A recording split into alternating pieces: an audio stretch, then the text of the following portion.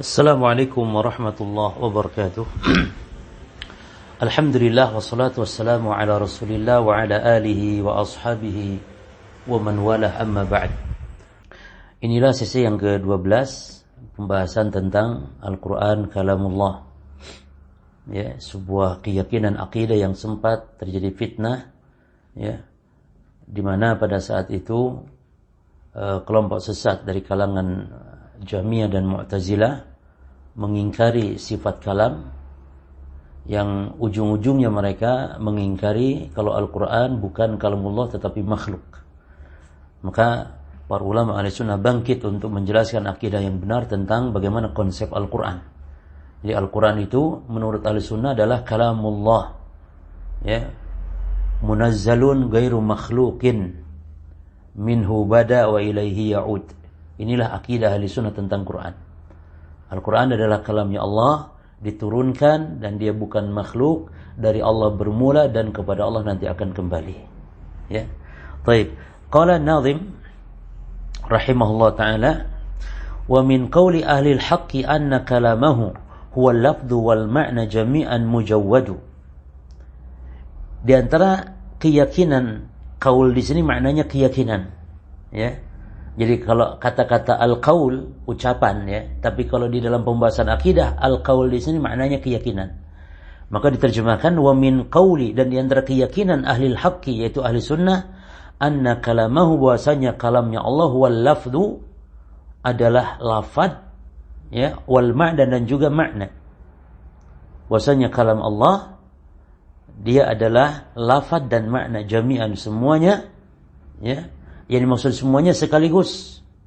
Mujawwadu, yang penuh dengan kebaikan. Ya.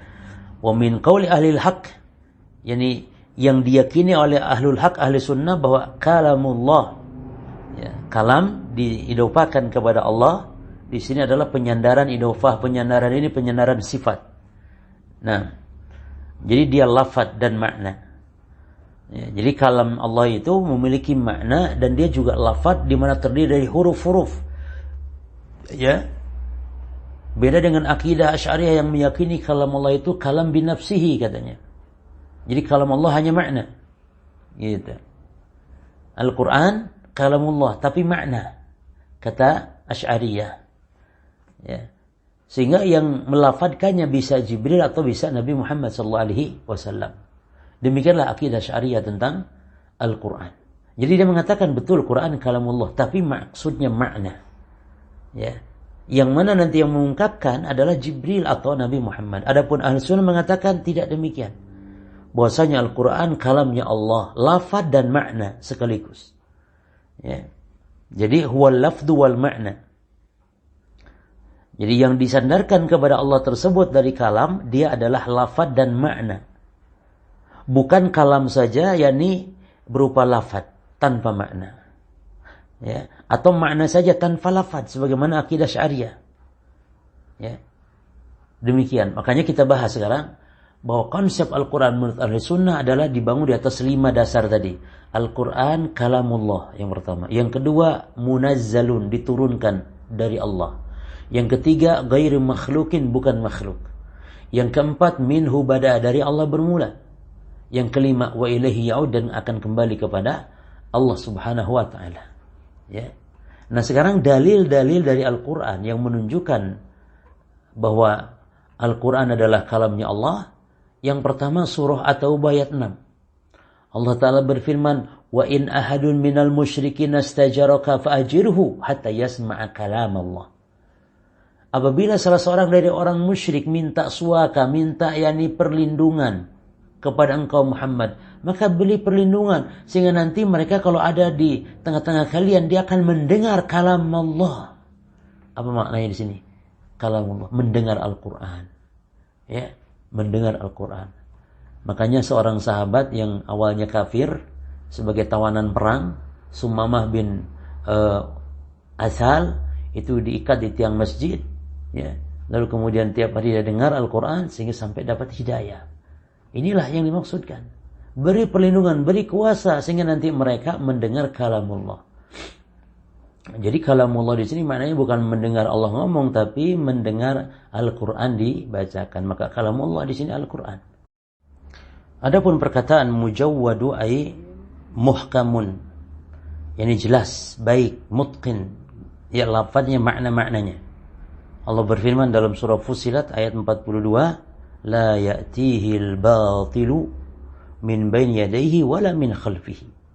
Al-Quran itu tidak ada kebatilan, ya, dari depan dari belakang, enggak ada. Tanzilun min hakimin hamid, turun dari Allah Subhanahu wa taala yang maha hakim, yang maha bijaksana, hamid, yang maha terpuji, ya, yang maha bijaksana. Baik. Lalu berikutnya di bait yang ke-23 muallif atau nazim mengatakan walaysa bimakhluqin wa anna li khalqihi biqaulin ka qaulillahi idh huwa amjadu. Dan kalamnya Allah bukanlah makhluk, karena bagaimana mungkin makhluk berbicara seperti berbicaranya Allah, karena kalam Allah sangatlah agung. Ya, jadi walaysa bimakhluqin, yani kalam Allah itu sifat di antara sifat Allah, dan disandarkannya kalam kepada Allah ini adalah penyandaran sifat, ya, bukan penyandaran makhluk. Karena penyandaran itu ada dua. Yang disandarkan kepada Allah itu dua. Satu penyandaran yakni sebagai makhluk Allah. Contohnya bumi Allah misalnya, ya, hamba Allah. Itu penyandaran makhluk. Maksudnya makhluk yang Allah ciptakan, bumi yang Allah ciptakan, bumi Allah, makhluk Allah, ya, hamba Allah. Nah sekarang yang disandarkan kepada Allah itu bukan makhluk tapi sifat. Contohnya ini kalamullah, wajah Allah, tangan Allah. Ini sifat, ya. Ini sifat bukan makhluk. Kalamullah beda dengan baitullah. Kalau baitullah penyandaran makhluk, ya. Yani abdullah, ibadullah, ardullah, bumi Allah, hamba Allah, ini penyandaran makhluk. Maka idhofah penyandaran, ya, yang disandarkan kepada Allah, yakni itu ada dua. Ada makhluk dan ada sifat Allah. Ya, kalau kalam ini sifat Allah. Ya. Nah, lalu wa anna li khalqihi biqaulin ka qaulillah. Yani bagaimana mungkin ucapan makhluk disejajarkan dengan seperti ucapan Allah? Karena makhluk walaupun pandai ngomongnya, fasihnya, balaghahnya, Masya Allah, ya tentu tidak bisa diserupakan dengan kalam Allah. Ya, maka Allah Subhanahu wa taala menantang gitu jin manusia, seandainya mereka bersatu untuk membuat satu surat seperti Quran, mereka tidak akan sanggup. Allah berfirman apa? Qul la in ijtama'atil insu wal jin ala an yatu bimithli hadzal Qur'an la ya'tuna bimithlihi walau kana ba'dhuhum li ba'dhin dhahira. Ini surah Al-Isra ayat 88.